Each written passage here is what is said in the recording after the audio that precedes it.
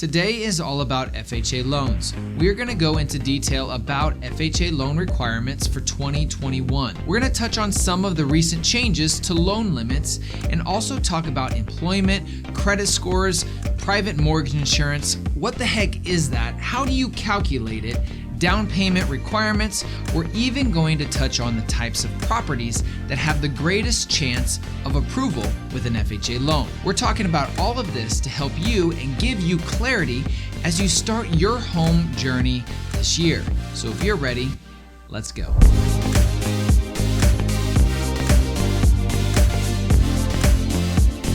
Hey guys, it's Tyler. I'm so excited that you're here. And guys, at any time, if you have any questions about what we're talking about today, hit me up in the comments and I'll make sure all of your questions get answered.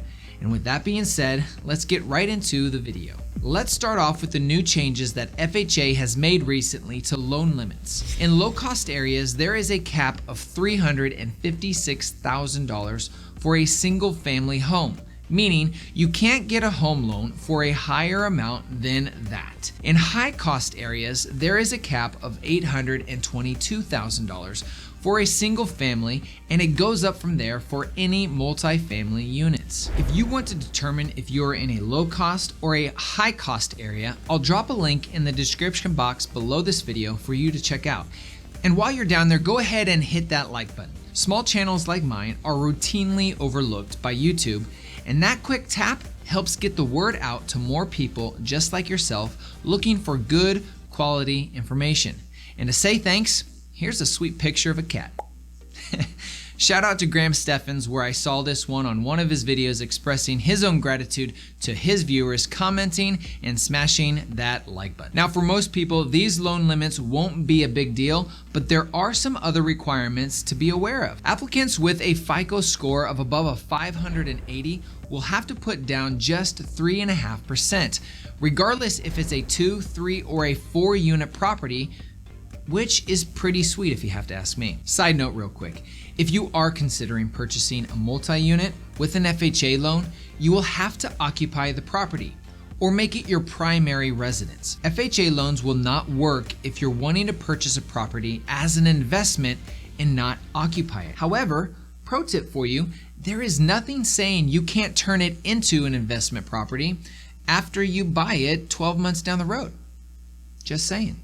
Applicants with a FICO score less than 580 points will need to put down 10% for a down payment, and you can go as low as a 500 credit score with this. This virtually means that anyone would be able to qualify for purchasing a home, but there are some trade-offs, like higher interest rates, higher fees, and like I said before, a 10% down payment. Something I hear often is if the FHA will go down to a 500 credit score, why can't I find a lender who will get me approved? This can be very frustrating because even though FHA allows it, a majority of lenders will not take these low scores. So you have two options in my opinion.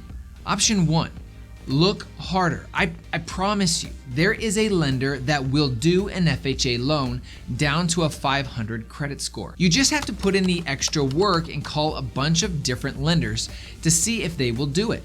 If you call 10 with no luck, call 10 more. If after that, call another 10. Have you heard if there's a will, there's a way? This totally applies in this situation. The second option is to wait and build your credit up to a 580 or more. Honestly, it may not be in your best interest to pay all the extra fees and the higher interest rate in general.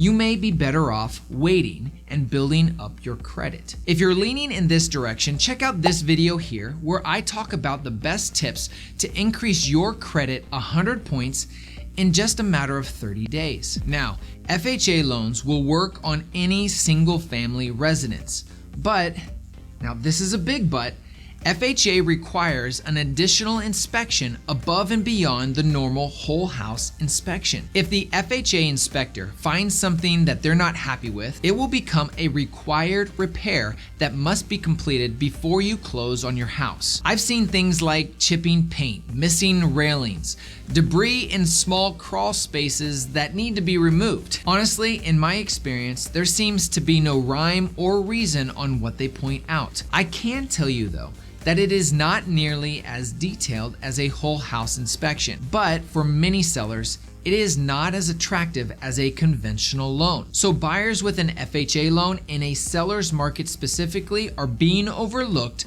by other offers with a conventional loan. If you're interested in learning more about how to get your offer accepted, check out this video right here where I talk about the 6 ways to make your offer irresistible to sellers. If you're considering purchasing a condominium, your FHA loan has to be approved for that specific complex. In many cases, you can just ask your agent if an FHA loan is allowed on a specific condo, or you can check it out online.